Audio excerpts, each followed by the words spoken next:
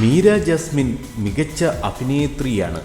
എന്നാൽ മീരയുടെ പെരുമാറ്റത്തെക്കുറിച്ച് സിനിമാ രംഗത്തുള്ളവർക്ക് പൊതുവെ പരാതികളുണ്ട്. സെറ്റിൽ പ്രശ്നമുണ്ടാക്കുന്നയാളാണ് മീരയെന്ന് പ്രതിച്ഛായ പതിഞ്ഞു കഴിഞ്ഞു. സെറ്റിൽ അപമര്യാദയായി പെരുമാറുകയും ഇറങ്ങിപ്പോവുകയും ചെയ്തെന്ന് അടുത്തിടെ സംവിധായകൻ കമൽ വെളിപ്പെടുത്തിയിരുന്നു. ഈ സാഹചര്യത്തിലാണ് മീരയെ സംബന്ധിക്കുന്ന പഴയ കാര്യം വെളിവായത്. താരസംഘടനയായ അമ്മ 2013 സംഘടിപ്പിച്ച മഴവിൽ അഴക് എന്ന സ്റ്റേജ് പരിപാടിയിൽ മീര പങ്കെടുക്കാനെത്തിയിരുന്നു. പരിശീലനത്തിൽ മീര സജീവവുമായിരുന്നു. എന്നാൽ അവസാന നിമിഷം മീര പിന്മാറുകയായിരുന്നു. റിമ കല്ലിങ്കലും രമ്യ നമ്പീശനും ചേർന്നാണ് പിന്നീട് ആ പരിപാടി ചെയ്തത്. ഇതിന് സമാനമായിരുന്നു അമ്മയ്ക്ക് വേണ്ടി ദിലീപ് നിർമ്മിച്ച 2020 എന്ന ചിത്രവും. അവസാന നിമിഷം മീര പിന്മാറുകയായിരുന്നു. പിന്നീട് ഭാവനയാണ് ഈ വേഷം ചെയ്തത്.